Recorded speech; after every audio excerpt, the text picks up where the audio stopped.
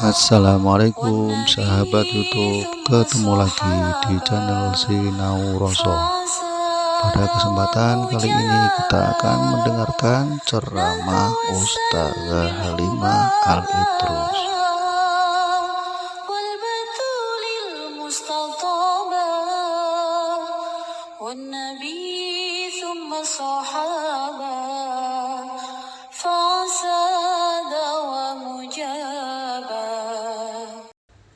العالمين به نستعين على أمور الدنيا والدين والصلاة والسلام على أشرف الأنبياء والمرسلين سيدنا ومولانا محمد وعلى آله وصحبه أجمعين سبحانك لا علم لنا إلا ما علمتنا يسر لي أمري واحلل عقدة من لساني يفقهوا قولي أما بعد. Alhamdulillah, pada hari ini kembali kita dipertemukan Allah Subhanahu wa taala untuk menuntut ilmu agama yang mudah-mudahan menjadi bekalan bagi kita di kehidupan kita di dunia ini, untuk menjadi sebab keselamatan bagi kita kelak di hari akhirat nanti insyaallah. Amin ya rabbal alamin. Dan seperti biasa, sebelum kita memulai kajian, kita akan awali dulu dengan membaca niat belajar bersama-sama. Bismillahirrahmanirrahim.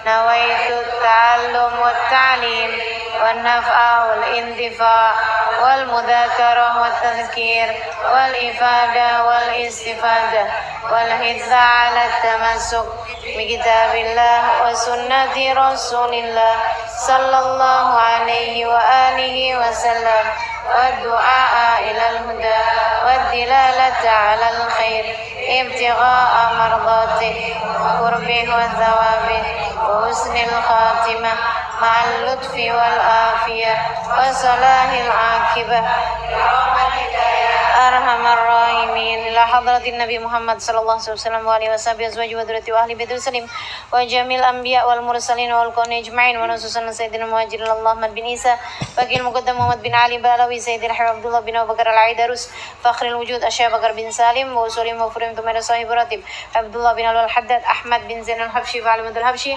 ثم إلى أرواح أربعة الأئمة المجتهدين ومقلدين في الدين علماء عاملين فقهاء المحدثين والقراء والمفسرين وسادة الصوفية المحققين أجمعين خصوصا لور الإمام الغزالي محمد بن محمد الغزالي الطوسي الله يغفر لهم ويرحمهم ويعلي درجاتهم في الجنة وينفعنا ببركاتهم وأسرارهم وأنوارهم وعلومهم ونفحاتهم في الدين والدنيا والآخرة. الفاتحة.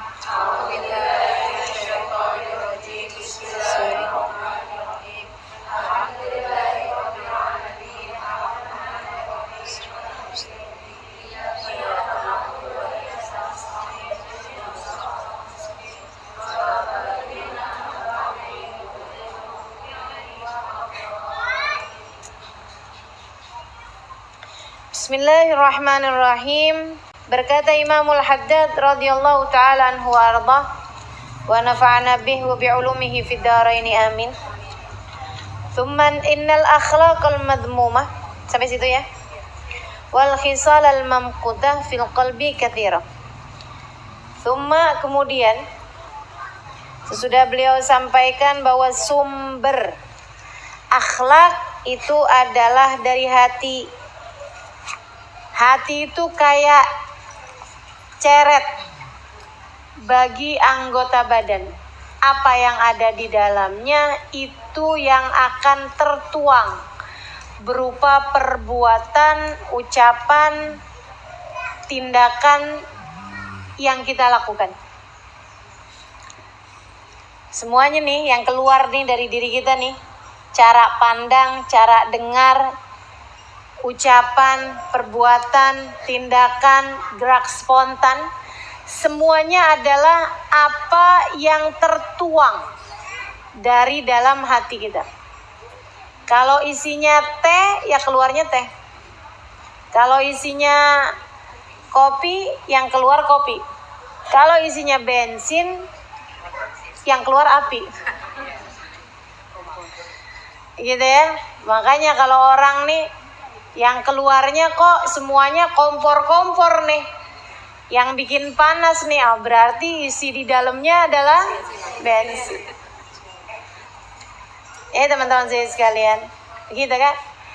Kalau yang di dalamnya pahit, yang keluarnya juga pahit. Kalau yang di dalamnya manis, yang keluarnya juga manis. Makanya kita tahu manusia paling manis baginda kita Nabi besar. Enak dilihat semuanya.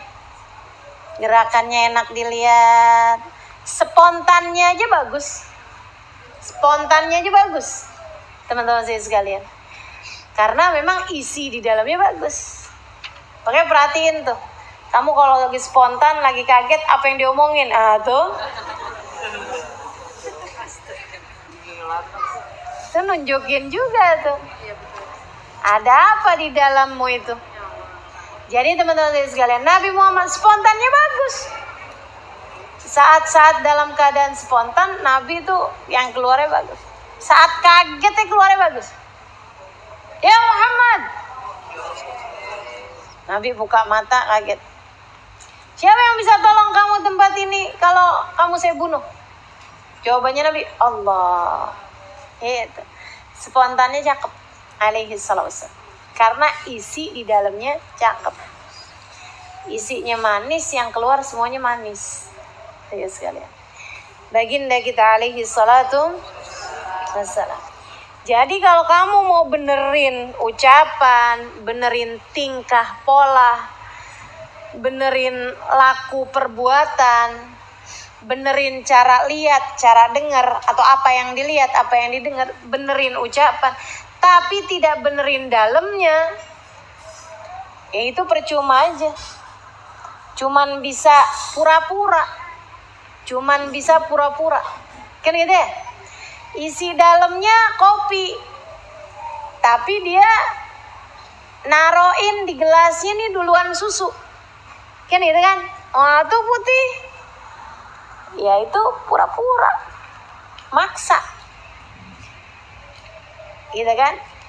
Dengan misalnya di ininya tuh, sebelumnya teko tuh apa namanya? Belalainya tuh. Nah, itu kamu masukin di corongnya, kamu masukin susu duluan. Jadi begitu keluar, yang keluar susu. Ya sebentaran aja. Habis itu kalau kemudian yang di dalamnya bensin, ya tetap keluarnya bensin juga. Begitu kan? Orang pura-pura tuh maksa diri nggak bisa lama. Jadi teman-teman saya sekalian, kalau mau ngebenerin semuanya, benerin dulu dalamnya. Seperti yang saya sampaikan di minggu yang lalu, bahwa perhatiannya aulia sama perhatiannya kita terhadap ibadah itu beda. Kalau kita prioritasnya seringkali benerin dohir.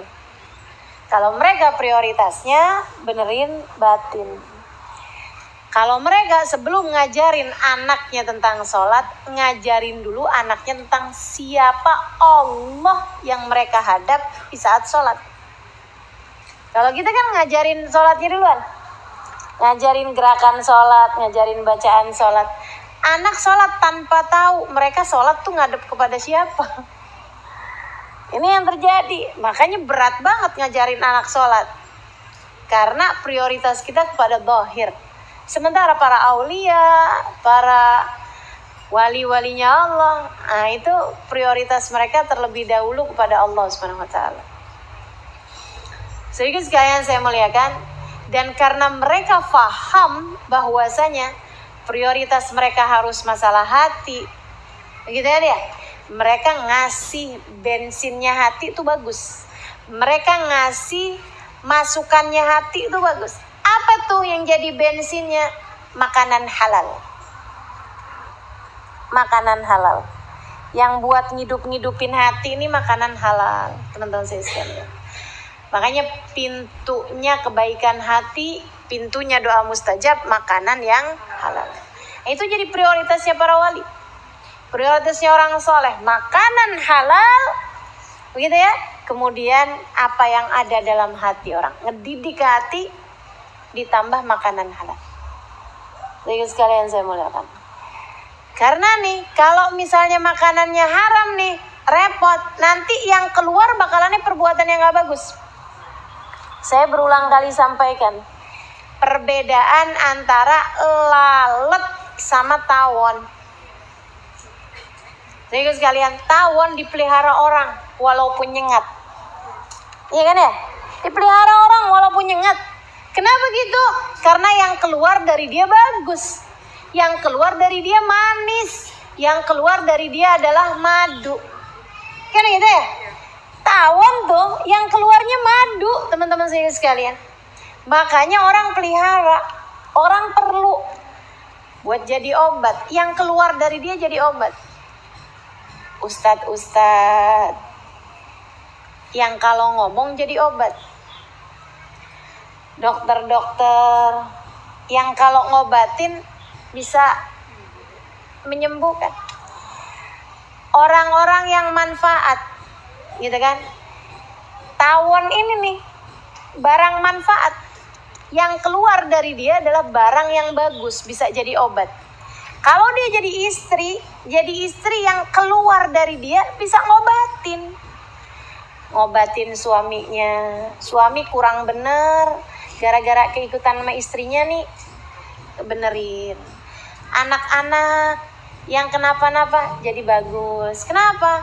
Ibunya tawon.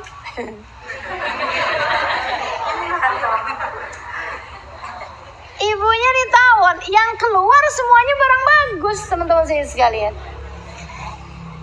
Lain melalat. Lalat bawa penyakit, gitu kan ya? Makanya bukannya dipelihara, diusir. Nggak pernah saya lihat ada orang pelihara apaan kamu, lalat. Iya kan? Bawa penyakit. Di saat dia jadi dai, jadi ustadz, omongannya bukannya malah jadi obat, malah jadi penyakit. Kan begitu tuh? Ada apa nggak ada? Ada. Teman-teman saya sekalian, katanya si ustadz diundang, katanya si ustazah diundang, tapi omongannya bukan malah jadi obat, malah jadi penyakit. Kenapa? Undang lalat. Ya rusak ya. Sehingga sekalian, jadi pejabat tapi dia lalat, iya jadi penyakit. Kan begitu? Jadi istri tapi lalat, iya bawa penyakit. Sama suami diusirin mulu. Sama anak-anak, aduh mama ngapain sih mah kesini mah? Kan saya lagi mau ini nih mah. Iya mama mau di sini. Ah mama sanaan apa mah? Ya Allah, ya Allah. Kenapa nih? Punya anak durhaka, tunggu dulu. Jangan-jangan bukan anak yang durhaka, tapi kamu yang lalat. Bawa penyakit. Kalau ngomong nggak pernah enak, iya kan begitu ya?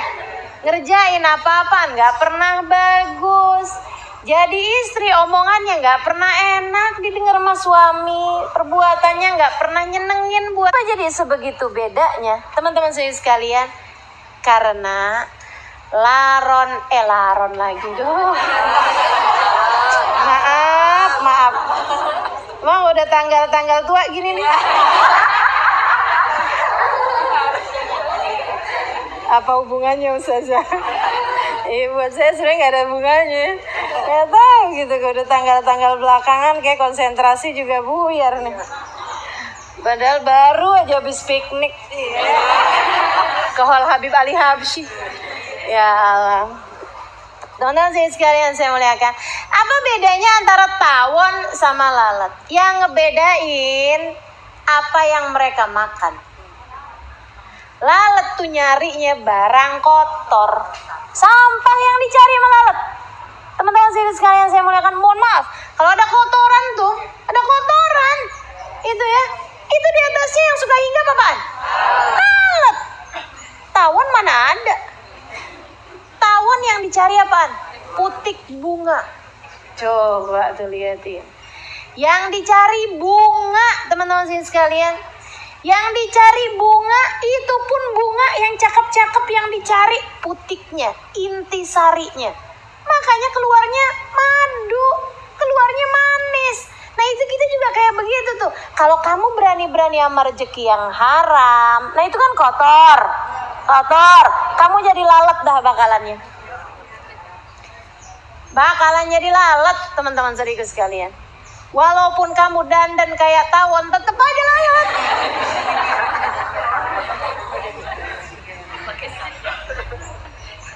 Ya Allah, ya Allah. Tapi kalau udah yang masuk makanan yang halal, ya kan ya, nyari putik bunga, nyari barang halal, nggak berani sama yang haram-haram, nggak berani sama yang haram-haram. Oh bukan punya saya, disampaikan sama suaminya, bang, kita dikit-dikit nggak apa-apa bang, yang penting halal. Kan gitu, bilangin sama anaknya, jangan berani nak, sama yang bukan hak milik kita, gitu kan? Nah itu makanya prioritasnya para wali itu benar-benar urusan rezeki halal nomor 1. Kemudian perkara yang mereka benahi dari diri sebagai manusia adalah hatinya. Sumbernya yang dibenerin.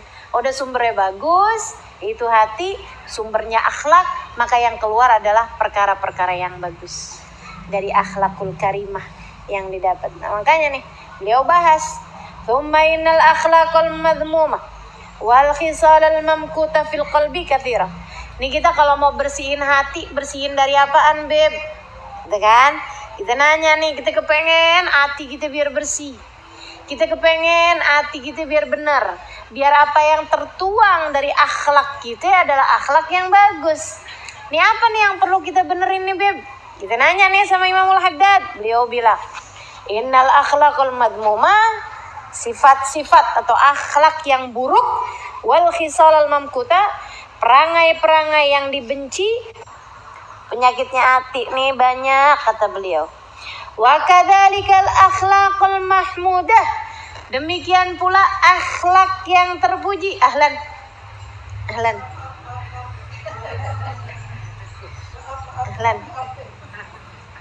kesayangan kita bersama Mukarramah Ustazah Khadijah Askaf, alhamdulillah bisa hadir bersama-sama dengan kita, alhamdulillah. Tsumma innal akhlaq wa kadzalikal akhlaqul mahmudah, demikian pula dengan akhlak yang terpuji. Wal hisalal mahmudah, dan perangai-perangai yang disukai, yang dicintai di sisi Allah, di sisi semua orang. Allati yanbaghi lil mu'min an yuhalla biha qalbah, yang mana sebaiknya bagi orang mukmin dia menghiaskan hatinya, menghiaskan biha dengan akhlak yang terpuji tersebut, qalbahu hatinya, katsiratun aidan, itu juga banyak. Jadi yang buruk-buruk, yang penyakit-penyakitnya hati ini banyak juga. Yang sifat-sifat baiknya di dalam hati ini banyak juga. Kita kepengen nih, prioritas kita seharusnya adalah hati kita. Rizki halal, kemudian perbaikan hati. Nah, ini PR sepanjang hidup. Gitu ya? PR kita sepanjang hidup. Apa aja tuh? 1, rizki halal. 2, perbaikan hati. 3, belajar terus sampai mati. 4, mengikuti jalan takwa yang sudah ditempuh oleh para nabi, para wali, para salaf, para pendahulu kita sampai kita mati, insya Allah dalam jalan mereka. Wa amitna fi tariqatihim wa mu'afatin minal fitan. Gitu tuh. Tuh PR. Terus aja tuh sampai mati tuh kita ngerjainnya. Apa aja tadi ingat apa enggak? 1, rizki halal. Yang kedua, benahin hati. Ini sampai kapan nih kita benahin hati? Terus aja. Kita bener-benerin hati kita sampai mati. Rizki halal sampai kapan nih? Sampai kaya? Enggak, sampai mati. Sampai mati pokoknya. Apalagi habis itu? Nuntut ilmu, belajar juga. Sampai kapan? Sampai mati. Terus belajar. Jangan pernah berhenti belajar. Terus aja. Kita ngaji terus sampai mati. Kemudian yang keempatnya, menempuh jalan takwa yang sudah dijalani, Siratul Mustaqim yang sudah dijalani Khadijah, dijalani sama para wali-wali dari zaman Nabi Muhammad sampai ke zaman sekarang ini. Ngikutin jalan-jalan mereka. Sampai kapan? Sampai mati. Biar hidup kita kayak mereka, mati juga biar kayak mereka. Amin ya Rabbal. Jadi teman-teman sekalian saya muliakan, kita benahi nih akhlak-akhlak kita nih. Banyak kata beliau, akhlak yang terpuji banyak, akhlak yang jangan sampai kita punya, perangai yang jangan sampai kita punya, itu juga banyak juga. Kita pelajarin atu-atu. Wa qad istawfal kalam fi dzalik kulluh al-imam hujjatul Islam fi nisfi tsani min al-ihya fi dzikril muhlikat wal munjiyat. Dan ucapan ini sudah terpenuhi. Pembahasan ini sudah selesai dibahas. Oleh siapa? Oleh Al-Imam Hujjatul Islam, yaitu Imam Al-Ghazali fin nisfi tsani, dalam sepertiga bagian terakhir dari kitab Ihya fi dzikril muhlikat wal munjiyat, dalam membahas mengenai al-muhlikat, sifat-sifat yang dapat menghancurkan, wal munjiyat, dan sifat-sifat yang dapat menyelamatkan. Imam Ghazali itu bikin kitab Ihya, teman-teman saya sekalian, dalam khalwat beliau 10 tahun di Masjid Bilal, Masjid Umawi di kota Irak. Doakan mudah-mudahan saya bisa sampai satu hari ke sana. Itu tempat beliau. Kenapa? Ikut.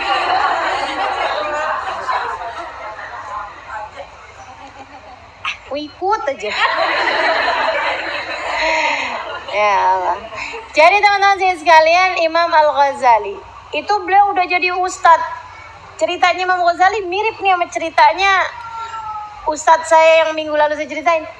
Nah, tuh, beliau udah jadi ustadz, kemudian beliau liatin, waduh ternyata hati saya belum kemana-mana nih katanya. Saya nih belum ngedidik hati saya nih, masih berantakan begini nih hati saya. Beliau sudah punya murid, sudah punya kitab yang beliau karang. Banyak teman-teman sekalian. Imam Ghazali ini orang yang dikasih kesempurnaan akal. Akalnya sempurna. Tingkat kemakrifatannya tertinggi, saudara sekalian. Di antara hamba-hamba tentu saja sudah Nabi Muhammad, sesudah Sayyidina Ali, kan ya, sesudah para khulafaur rasyidin. Nah, ini Imam Al-Ghazali merupakan kumman ar-rijal, orang-orang sempurna dari kalangan hamba-hamba Allah Subhanahu wa taala. Al-Ghazali mikir-mikir, kok saya belum kemana-mana nih ya. Ini kok saya masih terus-terusan perang menghadapi hawa nafsu begini nih. Tinggalin aja dah semuanya. Ditinggalin. Bukan karena patah hati. Bukan. Tapi justru karena dia merasa kok hidup saya nggak bener-bener nih. Masih berjuang terus-terusan begini nih. Kok nggak bisa ngalahin terus nih saya nih sama hawa nafsu saya nih. Jadi ditinggalin semuanya. Dia kemudian pergi meninggalkan muridnya, meninggalkan keluarganya, meninggalkan semuanya, berangkat pergi haji. Teman-teman sekalian, memang waktunya haji. Habis dari pergi haji itu, beliau kemudian pergi ke Irak. Kenapa kok pakai pergi haji dulu, nggak langsung ke Irak? Biar mengelabui orang-orang buat nyari beliau. Jadi beliau kabur. Memang beliau kabur, beliau tinggalin semuanya. Jadi nih, muridnya apa segala macam udah diserahkan kepada saudaranya untuk dididik selama beliau nggak ada di sana, gitu kan ya. Keluarganya semua udah dititip-titipin, nafkahnya apa semuanya sama siapa, kayak gitu. Udah dirapiin gitu sama beliau. Beliau kemudian kabur. Nggak ada sesiapapun yang dikasih tahu kemana beliau pergi. Kepergian beliau itu sampai membuat pimpinan negara, ibarat katanya nih gubernurnya daerah tempat beliau tinggal, itu sampai nyari beliau. Karena memang dianggap sebagai ulama terbesar pada zaman tersebut, tiba-tiba kabur. Jadi dicariin kemana-mana yang gak ketemu gitu. Beliau haji, habis selesai haji, kemudian beliau pergi ke Irak. Di Irak itu beliau tinggal di menaranya Masjid Umawi.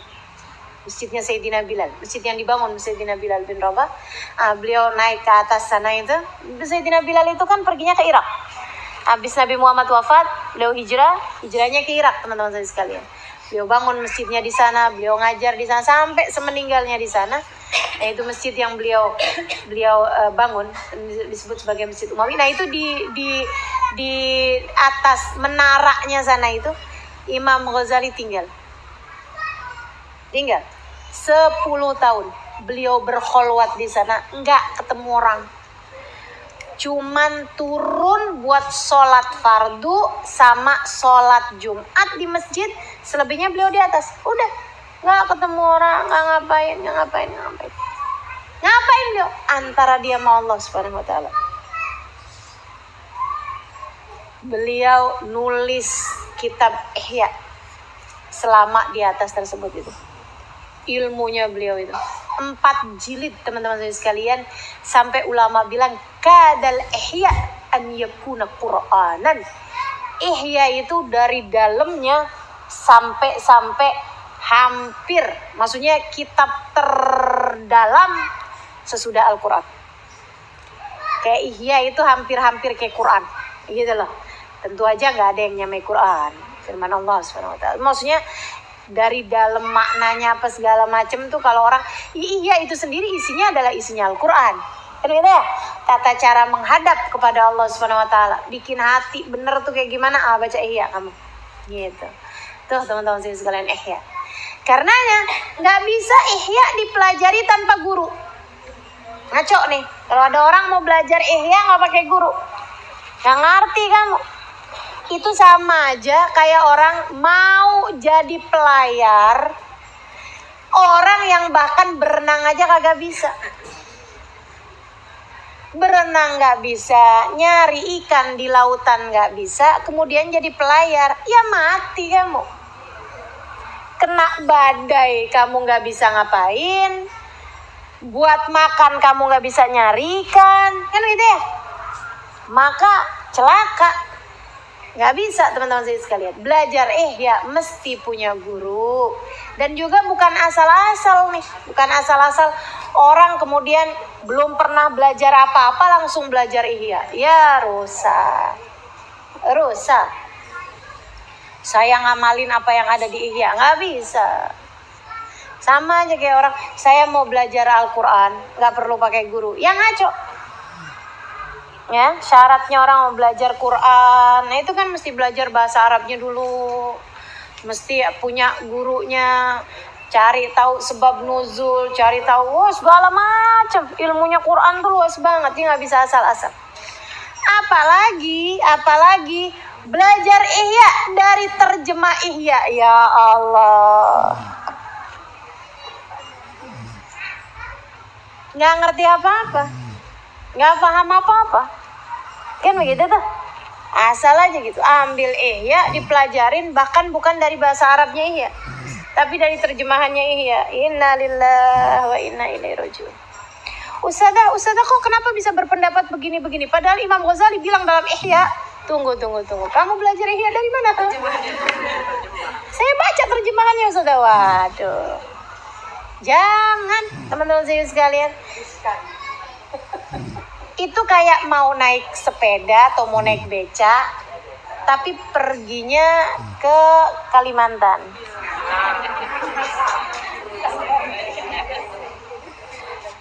Gak akan pernah sampai. Kan begitu ya? Gak akan nyampe teman-teman saya sekalian. Udah gak usah gaya-gaya. Udah. Ustazah kalau gak punya guru gitu, gak bisa bahasa Arabnya juga, kalau kitab-kitab yang mau dipelajarin apaan? Kayak kitab-kitab ini nih, kitab-kitab awam yang kita pelajarin nih, ini aja saya tidak sarankan kamu bacanya tanpa guru. Baca sendiri coba ngerti. Kalau ada repot ya. Ada yang di-ngerti tapi banyak yang nggak di-ngerti. Mesti ada gurunya teman-teman saya sekalian. Apalagi kalau kelas-kelasnya ihya. Tapi beliau bilang, karena beliau ini kan orangnya memang masya Allah nih kan. Wa kalamuhu fi hadhil funun huwal mu'awwal alaih wal marja ini. Ucapannya Imam Ghazali di dalam bab mengenai masalah hati ini, Wal muawwal alaih itu adalah ucapan yang mencukupi. Wal marja' ilaih dan menjadi rujukan. Menjadi rujukan. Likamalihi fil ilmi wal ibadah, karena kesempurnaan Imam Ghazali fil ilmi dalam ilmu wal ibadah dan dalam ibadah. Teman-teman saya sekalian, ini Imam Al-Haddad ngomong kayak begini tentang Imam Ghazali. Para ulama bilang itu adalah karena Imamul Haddad sesudah zamannya Imam Ghazali. Laula, andai tidak karena itu, niscaya Imam Ghazali yang akan berkata seperti itu tentang Imam Al-Haddad. Karena Imam Al-Haddad sempurna ilmunya, sempurna akhlaknya, sempurna ibadahnya, sempurna pengikutannya kepada baginda Nabi besar Muhammad alaihissalam, dan sempurna karomahnya, teman-teman sekalian. Imamul Haddad hatinya bersih, gak ada apa-apanya. Makanya sampai julukannya Al-Haddad. Apa Al-Haddad artinya? Tukang besi. Kenapa tuh tukang besi? Kenapa dapat julukan tukang besi? Apakah karena beliau jadi tukang besi? Enggak ada teman-teman saya sekalian. Imam Al-Haddad dapat julukan tukang besi karena mereka bilang Haddadul Qulub, tukang besinya hati. Tukang besi itu kerjanya apaan sih? Dari besi lantakan, ya, dari besi batangan tuh, sama tukang besi ditempa sampai jadi pedang berkilau, sampai jadi pisau, sampai jadi sesuatu yang bermanfaat. Kan begitu ya? Sampai bahkan bukan hanya jadi pedang berkilau, tapi jadi pusaka. Betul enggak? Pusaka tuh, pedang pusaka tuh, keris itu dibuatnya dari apa? Dari besi, teman-teman saya sekalian. Jadi pusaka yang berada di tengah-tengah museum, jadi kebanggaan, jadi barang keramat si besi itu. Nah, itu semuanya ada sesudah tempaan sang tukang besi. Maka sekalian saya muliakan, tukang besi yang handal akan membuat besi segitu kerasnya dari barang-barang besi yang enggak ada manfaatnya, maksudnya enggak banyak manfaatnya, sampai bisa jadi pedang, bisa jadi pisau, bisa jadi barang-barang yang bermanfaat. Ada yang jadi sendok, ada yang jadi garpu. Itu kan semuanya dibuat dari besi, toh? Itu teman-teman saya sekalian, itu karena tukang besi ini tadi. Imamul Haddad kayak begitu sama orang. Hati kita ini sama Imamul Haddad dibentuk. Ini cocok nih jadi pisau. Ini cocok nih jadi garpu. Biar kata jadi garpu juga manfaat. Kan begitu ya? Ini cocok nih jadi sendok. Ini cocok nih jadi sutil. Ini cocok nih jadi sekrop. Tapi kan manfaat, teman-teman saya sekalian. Ada juga yang cocoknya jadi pedang. Bahkan ada juga yang cocoknya jadi pusaka. Jadi keris pusaka. Masya Allah. Nah, itu semuanya Imamul Haddad. Bukan hanya memperbaiki diri sendiri, tapi membentuk hati para murid-muridnya. Masya Allah. Maka beruntung orang yang hidup di zaman Imamul Haddad. Lah terus habis Imamul Haddad nggak ada, gimana dong? Ini dia teman-teman saya sekalian. Ketika Imamul Haddad sudah tidak ada, rahasia, sir, hikmah, kemampuan Imamul Haddad itu tertuang dalam kitab-kitab yang beliau punya. Makanya bukan main-main. Kenapa kita tiap Kamis ngaji kitabnya Imamul Haddad? Bukan main-main teman-teman saya sekalian. Bukan tanpa pemikiran. Kenapa saya maunya ngaji di sini kitabnya Imamul Haddad nih, udah bertahun-tahun nih kita bahas kitab ini. Kan begitu ya?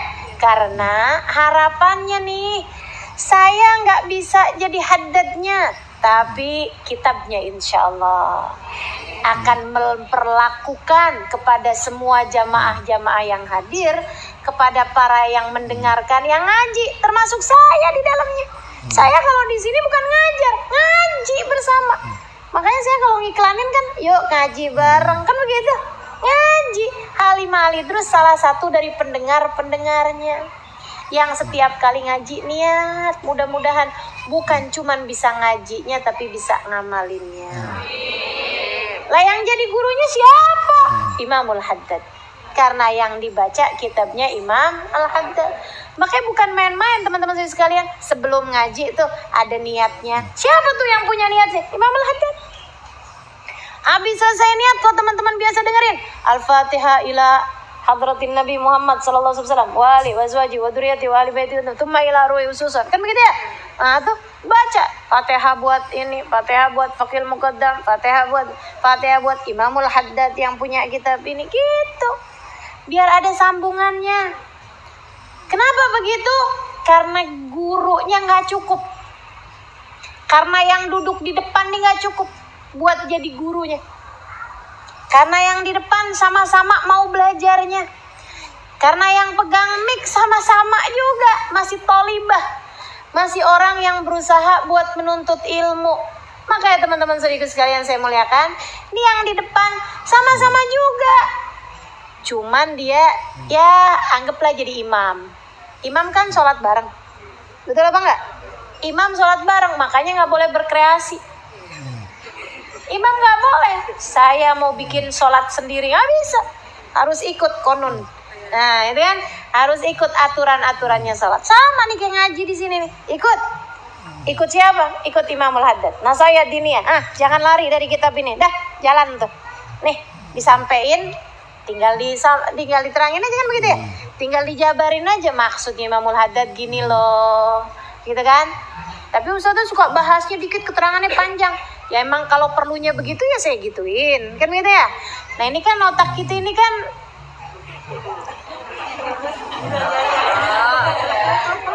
gini loh.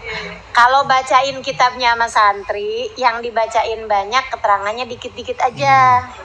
Itu kalau ngomongnya sama santri, kan gitu ya. Kalau sama ibu-ibu kalau dikasih banyak kan suka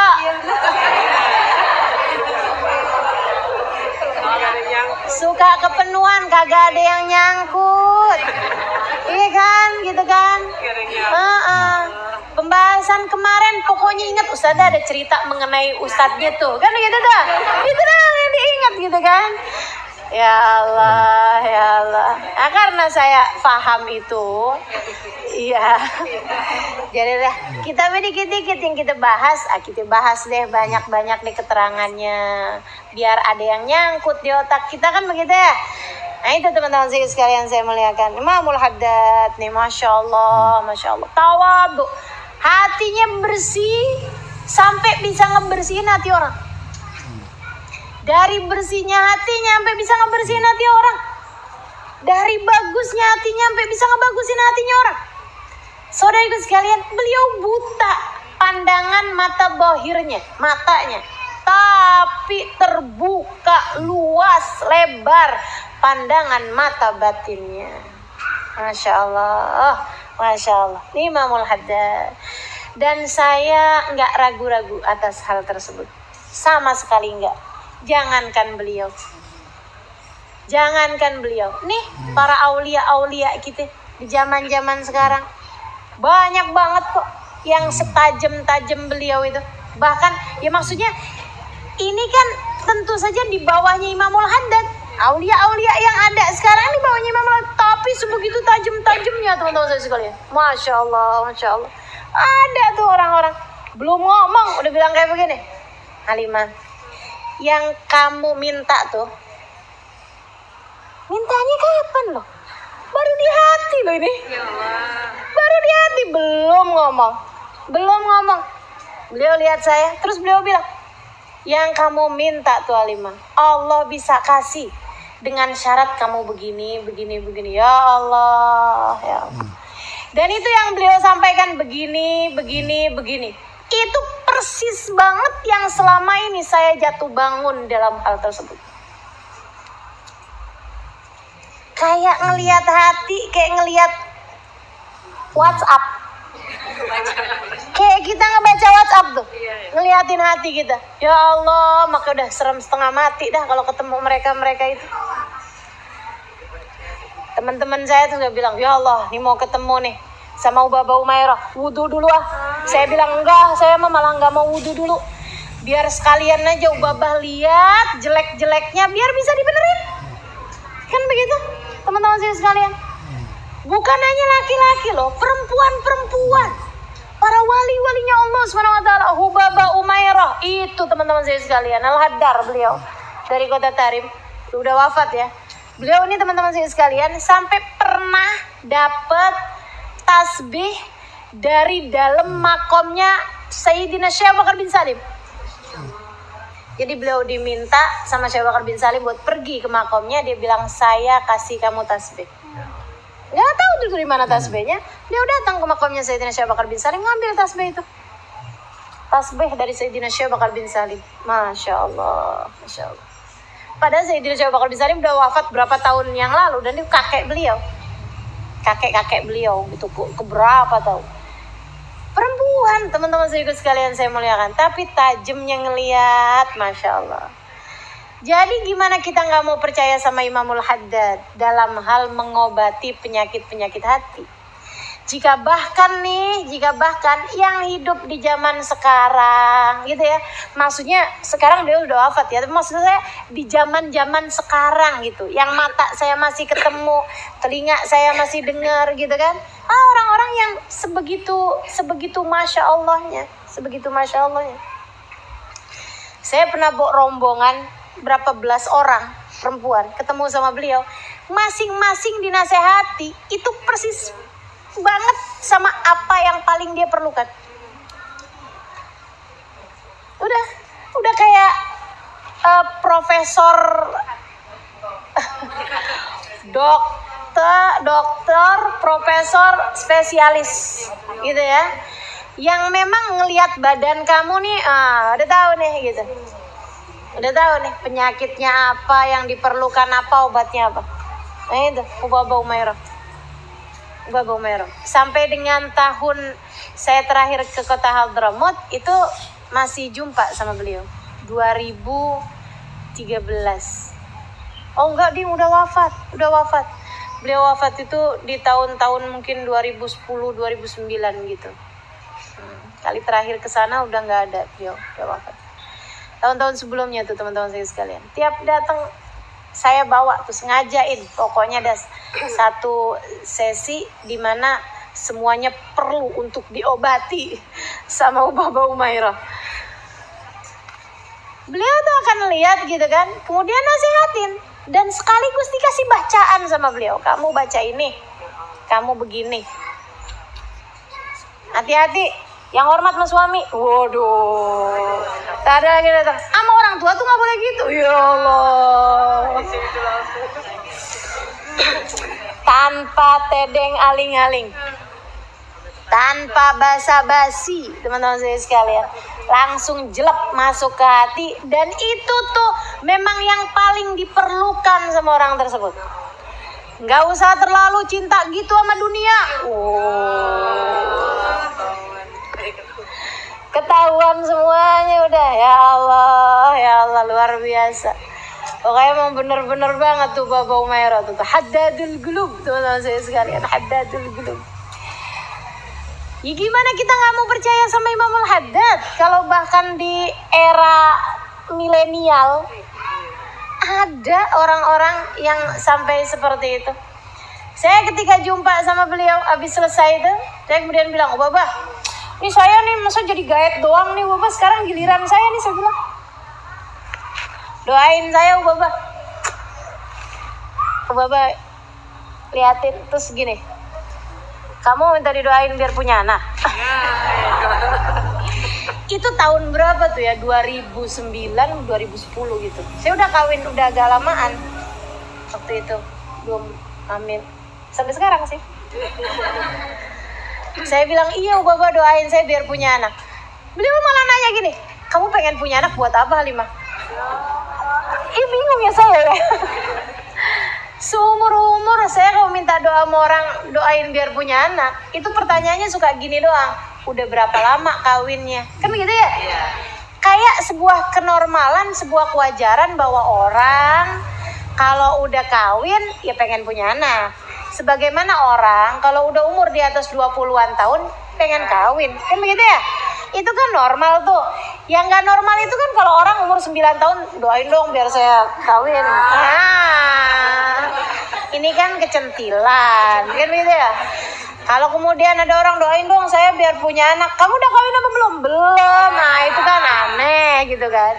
Lah saya ini loh udah kawin lama, jadi kan wajar aja kalau saya pengen punya anak gitu kan. Bapak malah nanya, kamu pengen punya anak buat apaan Halimah?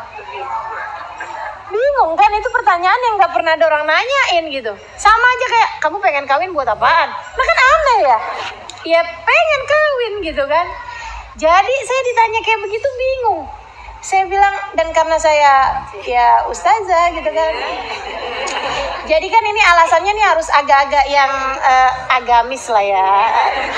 Islami lah, syar'i gitu, syar'i. Alasannya kan harus syar'i ya nggak? Jadi saya bilang, biar ada yang mendoakan saya kalau saya mati. Itu kan alasannya ustazah, pantas kan ya? Bapak kemudian nanya kayak begini sama saya, kamu bukannya ngajar Halimah? Iya, Bapak ngajar saya. Nah itu orang-orang yang kamu ajarin, kira-kira kalau kamu meninggal dunia, memangnya mereka nggak mau doain? Iya doain sih. Itu kan udah jauh lebih banyak daripada anak yang berhasil kamu punya, kalaupun kamu punya anak. Iya juga sih.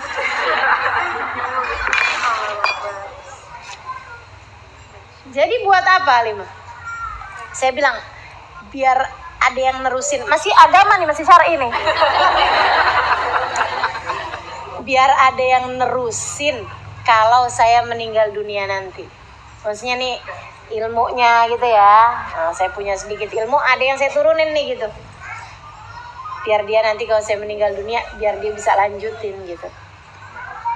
Beliau bilang, memangnya orang-orang yang kamu ajarin selama ini gak bisa nerusin gitu? Lagian kan kamu bisa nulis buku. Nah itu kan juga jadi penerus. Kalau kamu meninggal kan jadi baqiyatus sholihat. Al-baqiyatus sholihat. Yang kata Allah khairun. Gimana? Wal baqiyatus sholihatu. Gimana? Kenapa kok kalau setiap kali saya lupa gak ada yang bisa ngingetin ya? Wal baqiyatus sholihatu khairun inda rabbika thawaban wa khairun amala. Wal baqiyatus sholihatu, dan peninggalan-peninggalan yang bagus. Tuh mesti kita pikirin nih, apa nih baqiyatus sholihat kita nih? Peninggalan-peninggalan yang baki. Nah, peninggalan itu yang kekal. Kita kan bakalan mati nih. Nah, kita kalau mati nih kan ninggalin sesuatu nih. Iya enggak? Apa nih yang kita tinggalin? Harus as-sholihat.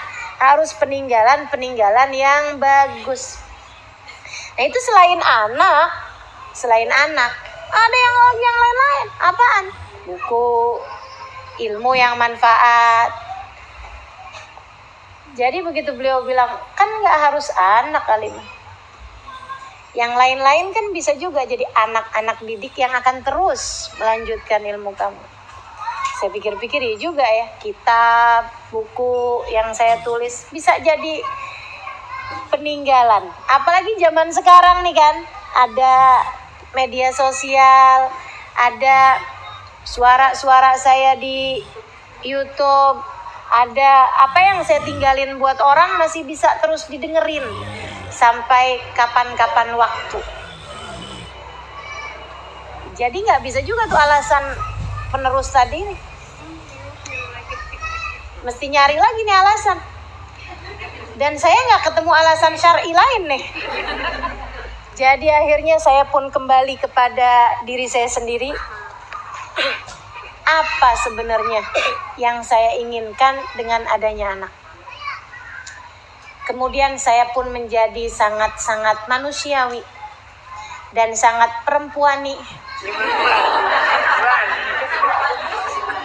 Saya bilang, ya Baba, doain biar punya anak, biar suami cinta sama saya. Dan itu beliau malah ketawain saya. Disitulah saya merasa sedih, merasa kok saya ini ternyata belajar segini lama nggak kemana-mana ya ini ya. Beliau bilang kayak gini nih, kamu tuh Halimah lupa apa? Siapa yang menjadi pengendali hati? Pengen apa kamu nak? Pengen dicinta sama suami kamu? Bahkan dia nggak bisa ngatur hatinya sendiri. Gimana mau ngatur rasa hatinya buat kamu? Dan kamu pikir anak bisa jadi pengatur hati suami? Hati suamimu? Beliau ketawain gitu, maksudnya ini alasan kamu nih nggak banget. Kayak kamu dipengaruhi sama siapa selama ini? Dipengaruhi sama sinetron, dipengaruhi sama film, dipengaruhi sama apa nih? Apa yang kamu baca selama ini sampai lupa bahwa pengendali hati cuma satu, namanya. Saya jadi semakin menunduk dalam. Ya Allah, ya Allah. Saya bilang bener juga ya. Kayak saya nggak pernah ketemu aja orang yang anaknya banyak tapi suaminya nggak cinta sama dia. Betul apa nggak? Betul apa nggak? Teman-teman saya sekalian, banyak banget anaknya banyak tapi hati suaminya nggak kepada dirinya. Dan itu kan tambah semakin sakit hati. Saya yang udah mengandung anak-anakmu.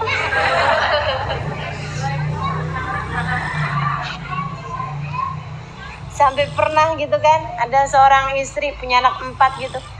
Ustazah, ya Allah sakit hati saya Ustazah. Suami saya lebih milih perempuan itu loh Ustazah, yang cuman sendirian padahal kami berlima.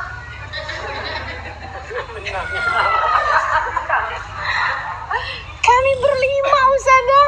Saya sama anak-anak saya berlima nih Ustazah. Dan bisa-bisanya suami lebih memilih dia Ustazah yang sendirian. Ya Allah, ya Allah. Lah kamu sih suruh milih. Ngapain ya nggak? Teman-teman saya sekalian, di situ saya ngerasa bener banget ya. Ya Allah, saya ngaji mondok berapa lama nih. Ternyata masih belum paham juga urusan muqallibal qulub. Hanya Allah Subhanahu wa taala satu. Doanya Nabi Muhammad, ya muqallibal qulub, sabit qalbi ala dinik. Nih hati kita sendiri kita nggak bisa kontrol, apalagi hatinya orang. Ya Allah, ya Allah. Ngapain saya fokus sama agar suami mencintai saya? Kenapa saya nggak fokus agar saya tidak mencintai yang tidak halal? Kan begitu? Agar saya bisa mempersembahkan cinta saya kepada yang memang seharusnya hati saya mempersembahkan cinta kepadanya. Allah, Rasulnya, keluarga, orang-orang yang kita cintai. Kenapa malah mikirin rasa hatinya orang? Kenapa nggak mikirin rasa hati kita sendiri? Karena bahkan terhadap rasa hati kita sendiri kita nggak punya kontrol. Makanya mesti minta sama Allah SWT. Dan itu nggak ada kaitan sama urusan anak sih sebenarnya. Jadi tambah nggak punya alasan saya. Jadi waktu ditanyain gitu, dia kemudian nanya balik ke saya, jadi gimana Halimah? Masih pengen punya anak? Masih. Walaupun gak punya alasan. Waktu itu gitu ya, tetap aja doain. Beliau kemudian bilang, nak, katanya nih, ini teman-teman saya sekalian, ucapan sederhana tapi keluar dari hati yang bersambung kepada Tuhannya. Karenanya kesederhanaan ucapan tidak membuat kata-kata tersebut turun derajatnya. Ia tetaplah kata-kata tinggi yang seharusnya hati kita memahaminya. Bukan ucapan dengan bahasa intelektual, akan tetapi kosong makna. Bukan dengan bahasa tinggi-tinggi, pembahasan apa gitu. Nggak ada. Kalimat-kalimat sederhana keluarnya dari hati yang kenal sama Allah Subhanahu wa taala. Karenanya jadi kalimat-kalimat tinggi luar biasa. Beliau bilang, Halimah, kamu harus tahu nak, hidup ini sudah terlalu sibuk dari hal-hal yang membuat kita lalai dari Allah. Terlalu banyak hal di dunia ini melenakan kita dari Allah Subhanahu wa taala. Bikin kita lupa sama Allah. Padahal kita hidup buat Allah. Kamu mau ditambahin lagi dengan urusan anak. Kesibukan yang kita punya dari dunia sudah banyak banget bikin kita tersibukkan dari Allah Subhanahu wa taala. Kamu mau ditambahin lagi dengan urusan-urusan yang lain? Beliau kemudian bilang, saya Halimah dari muda, dari belia, saya lihat teman-teman saya pada kawin, saya angkat tangan minta sama Allah, ya Allah, saya tidak mau terlalaikan darimu, saya tidak mau tersibukkan darimu. Saya tidak ingin kesibukan saya di atas muka bumi ini bukan untukmu. Maka ya Allah, kalau kiranya saya menikah membuat saya lalai darimu, menyibukkanku darimu, sibuk saya ngurusin suami sampai saya sibuk tidak kepadamu, kesibukan saya ini kepada suami sampai saya tidak sibuk kepadamu, ya Allah jangan kawinkan saya. Saya ketika dengar itu sambilan mikir terhenyak jelek banget. Ya ampun, Hubaba Umairah sudah makrifat bahkan dari sebelum balik. Hubaba Umairah sudah faham makna inna salati wa nusuki wa mahyaya wa mamati lillahi rabbil alamin la syarikalah wa bidzalika umirtu wa ana minal muslimin. Sudah bahkan dari sebelum beliau balik, teman-teman sekalian. Ya Allah, aku tidak ingin tersibukkan dengan selainmu. Maka kalau kesibukanku dengan suamiku membuat aku lalai darimu, jangan kawinkan aku ya Allah. Kuat banget hatinya mau doa kayak begitu. Luar biasa banget teman-teman saya sekalian. Bahasanya sederhana akan tetapi masuk ke relung hati benar-benar karena diucapkan dari hati yang mengenal Allah Tuhan. Masya Allah. Tapi saya menikah Halimah. Saya tahu bahwa ternyata menikah, bahwa dalam pandangan Allah menikah tidak akan melalaikan saya darinya. Saya menikah. Sesudah saya menikah saya ganti doa. Ya Allah, jika memiliki anak membuat aku terlalaikan darimu, jangan kasih saya anak ya Allah. Maka saya biarkan suami saya, jika dia memang ingin memiliki anak, biarkan ia memiliki anak dari selain saya. Sebab saya hidup hanya untuk Allah Subhanahu wa ta'ala. Ya ampun teman-teman sekalian, saat itu saya tahu bahwa bidadari tidak usah kau tunggu hadirnya nanti di surga. Ia sudah ada dari sejak di atas muka bumi ini. Dan wanita di hadapan saya, Hubaba Umairah, nama aslinya Hubaba Rugayyah. Hubaba Rugayyah binti Umar Al-Haddar adalah salah satu dari bidadari bumi yang senantiasa dipandang Allah dengan cintanya. Karena ia telah mempersembahkan bagian terbaik dari dirinya, yaitu hatinya, hanya untuk Allah Subhanahu wa ta'ala semata. La syarikalah, tidak untuk selain.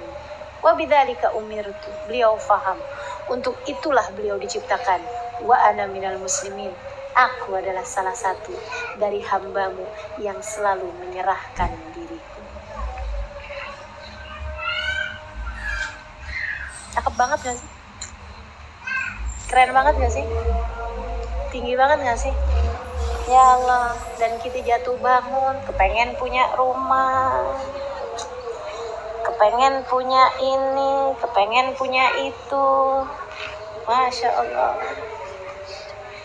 dan kita rebutan, dan kita sampai berantem rebutan warisan, dan kita sampai kesel nggak bisa maafin ketika ada orang yang merebut rizki yang menurutmu seharusnya menjadi milikmu. Sedih benar. Betapa sangat bedanya hati kita dari hati mereka, teman-teman. Betapa jauhnya. Makanya mereka tahu apa yang Allah mau, dan mereka menjadi hamba-hamba Allah.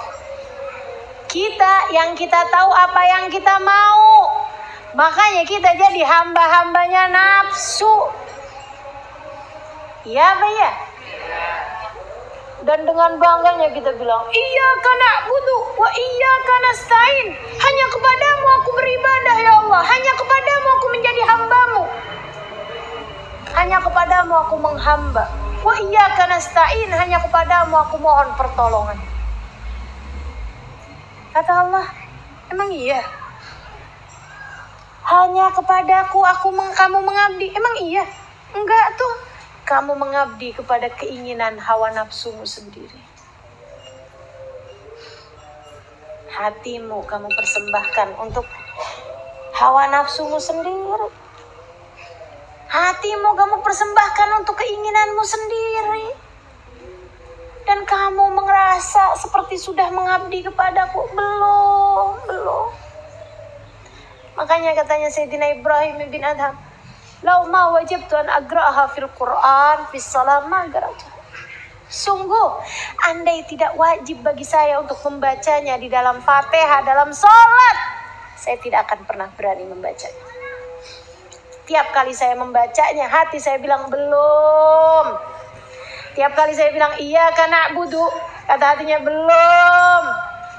Iyyaka nasta'in, kata hatinya bohong. Kamu masih minta tolong sama suamimu. Kamu masih berharap dari si fulan. Kamu masih berharap dari harta. Kamu masih berharap dari sini. Kamu masih berharap dari pekerjaan. Kamu masih berharap dari pemberian. Dan kamu mengaku bahwa iyyaka nasta'in, aku tidak berharap kecuali darimu ya Allah. Bohong, kata hatinya. Ya Allah, ya Allah. Betapa sangat jauhnya kita dari kemurnian hati yang untuk Allah Subhanahu wa taala. Nih para walinya Allah Subhanahu wa taala, teman-teman sekalian. Fokus mereka kepada urusan hati itu empat tadi itu tuh fokus mereka tuh. Fokus mereka. Mudah-mudahan kita juga bisa sama Allah Subhanahu wa taala belajar pelan-pelan, enggak apa-apa. Jatuh bangun enggak apa-apa, balik lagi. Jatuh bangun enggak apa-apa, balik lagi. Makanya ngaji terus. Kalau ditanyain orang, kamu kok ngaji terus? Nah, emang gak benar-benar. Teman-teman saya sekalian, ini masa ngaji gitu nih, tiap hari kita ngaji nih. Dalam rangka ihdinas siratal mustaqim. Karena kita belum juga menempuh siratal mustaqim. Masih harus terus diajarin biar bisa nempuh kan gitu ya. Jatuh lagi, melintir lagi ke sono, melenceng lagi ke sono, ngomongin orang lagi, ngatain orang lagi, merasa diri lebih baik lagi, ujub lagi, ini lagi, rebutan lagi. Aduh, ya Allah, balik lagi. Nggak apa-apa, jatuh bangun nggak apa-apa. Yang penting kan terus balik. Ini deh, terus jalan. Itu yang kita perlukan, teman-teman sekalian. Jalan pelan-pelan nggak apa-apa. Jatuh bangun nggak apa-apa, sambil minta tolong. Sama siapa minta tolongnya? Sama Allah yang pasti. Tapi buat minta tolong sama Allah juga kadang kita perlu tangan-tangan nih buat nyelamatin kita nih, sekalian. Siapa tuh? Nabi Muhammad alaihissalam. Makanya sholawatan. Makanya sebelum ngaji baca sholawat. Ngapain tuh? Itu dia mau nyambungin. Selain sama Nabi Muhammad, siapa? Wali-wali ini di atas kita ini, orang-orang di atas kita nih, iya nggak? Para walinya Allah Subhanahu wa taala. Makanya kita perlu ziarah, makanya kita perlu hadir haul, makanya kita perlu baca zikiran. Bukan asal zikiran kamu buka dari kitab gitu, enggak. Zikiran yang dibaca, zikirannya Imamul Haddad. Zikiran yang dibaca, zikirannya Syekh Bakar bin Salim. Makanya kalau nyari zikiran, bukan cuma asal baca artinya, bagus nih, enggak gitu. Punya siapa? Zikiran itu. Punya siapa? Baca maulid. Tunggu dulu. Punya siapa maulidnya? Punyanya Habib Umar bin Hafid. Iya, baca. Kita kenal Habib Umar. Kan gitu ya? Maulidnya siapa nih? Maulidnya Habib Ali Habsyi Simtutur. Baca. Maulidnya siapa nih? Maulidnya Imam Ad-Dibai. Baca. Maulidnya siapa nih? Bagus nih karangannya siapa? Karangannya Ustaz Ali. Gak usah dibaca. Gak usah. Makanya saya gak berani ngarang maulid. Gak berani ngarang maulid. Ya Allah, bikin maulid aja memberanikan diri. Teman-teman saya sekalian.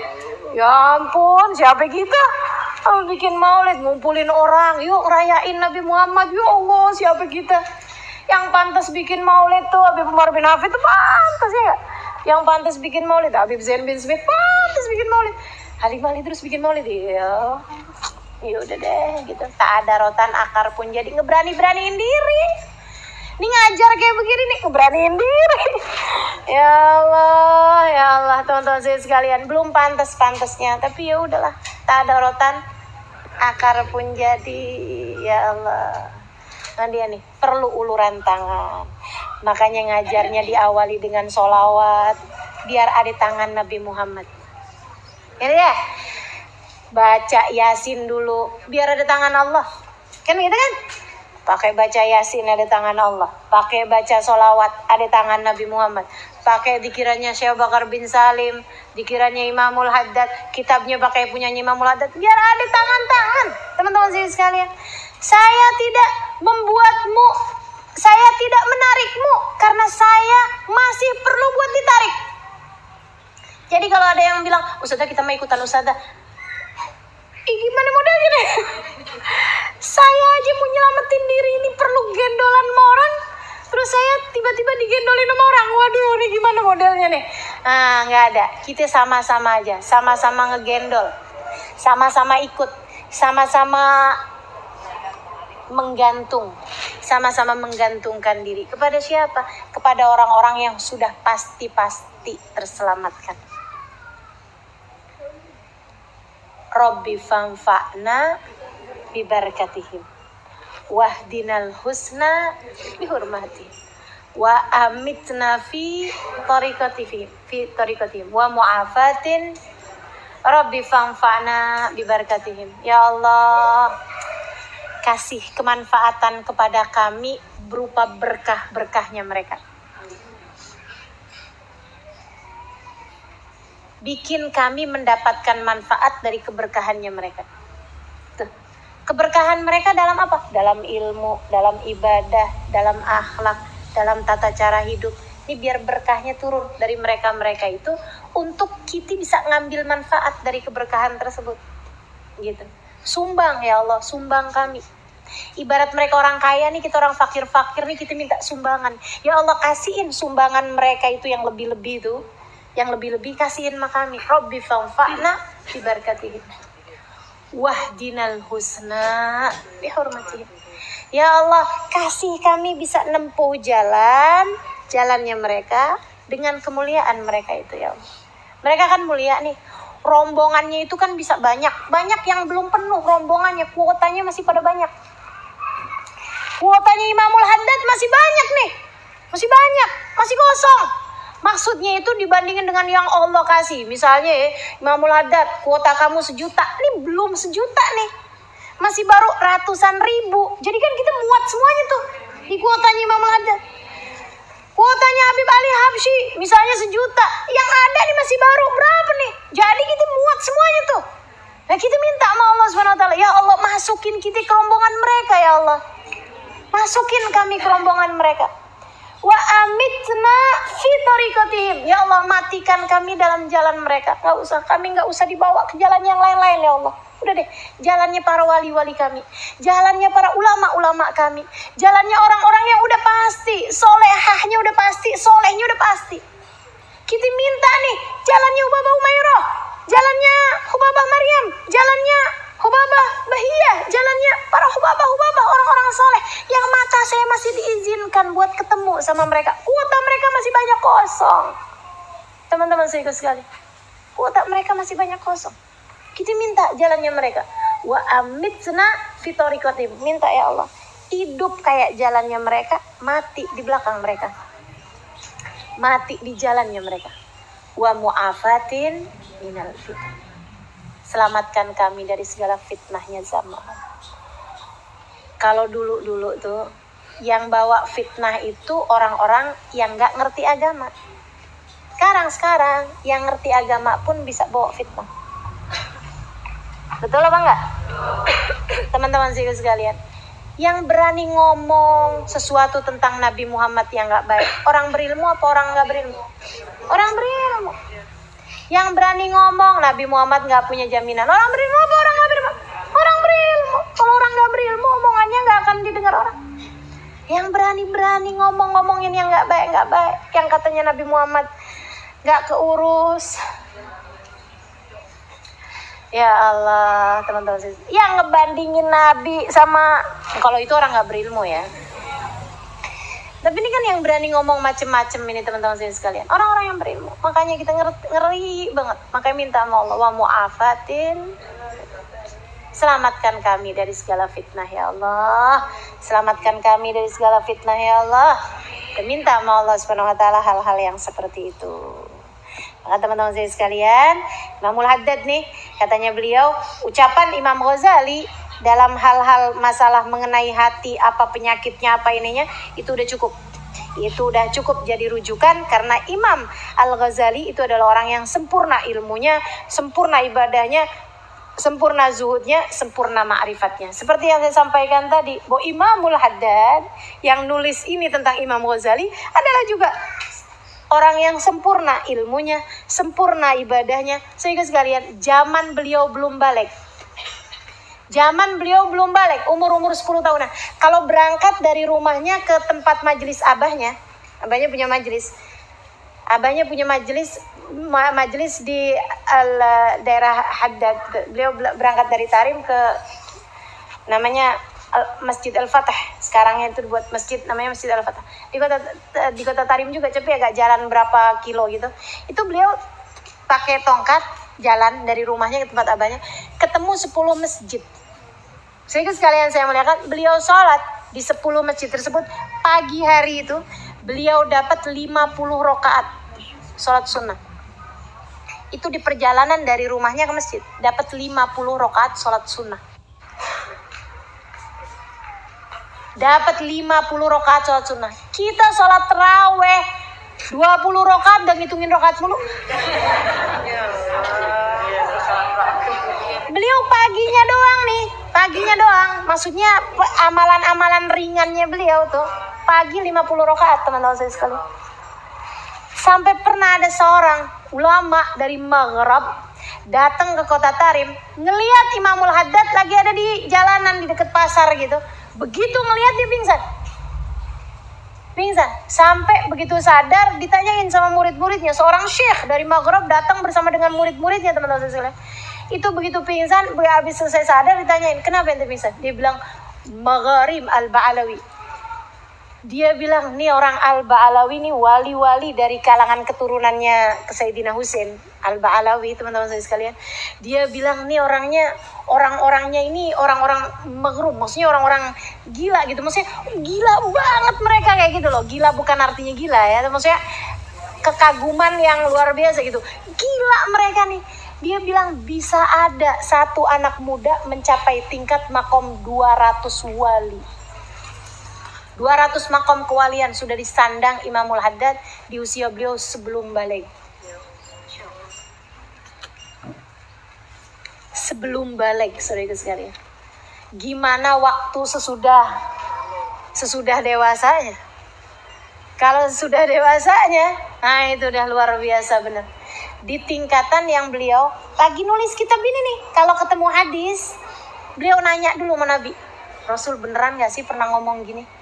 Nanya langsung sama Nabi Muhammad SAW. Tapi mereka gak akan cerita-cerita itu kepada orang awam. Kan gitu ya?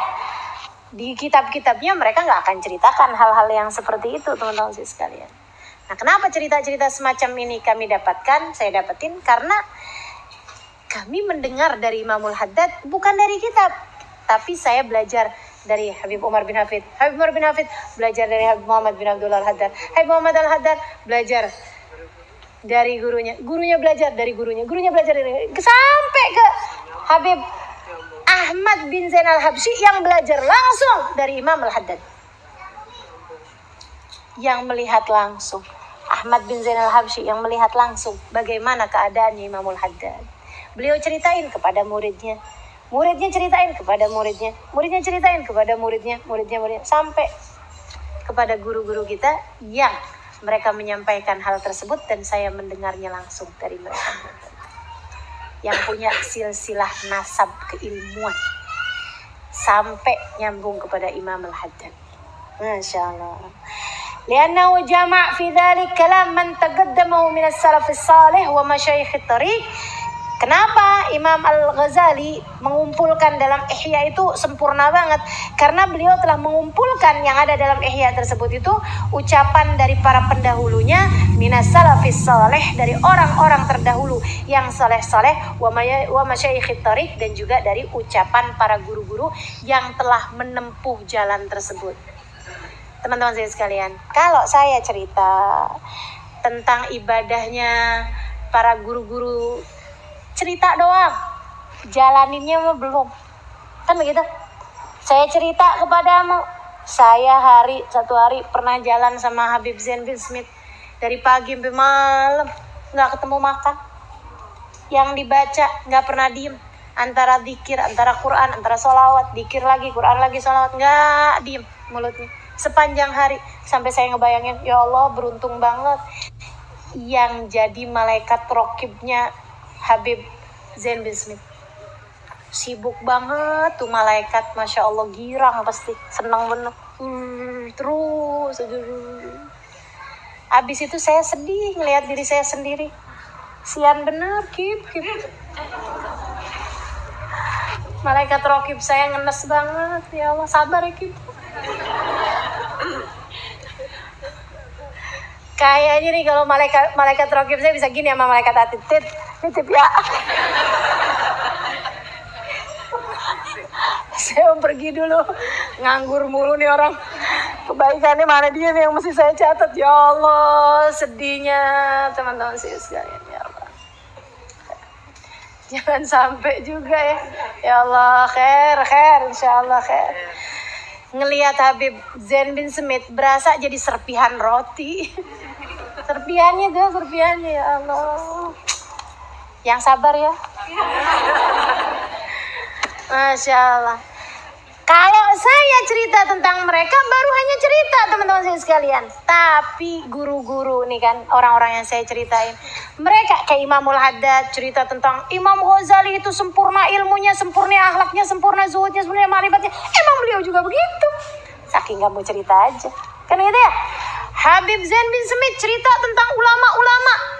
Ya mereka emang begitu. Habib Umar bin Hafid cerita tentang ulama-ulama. Emang beliau juga begitu.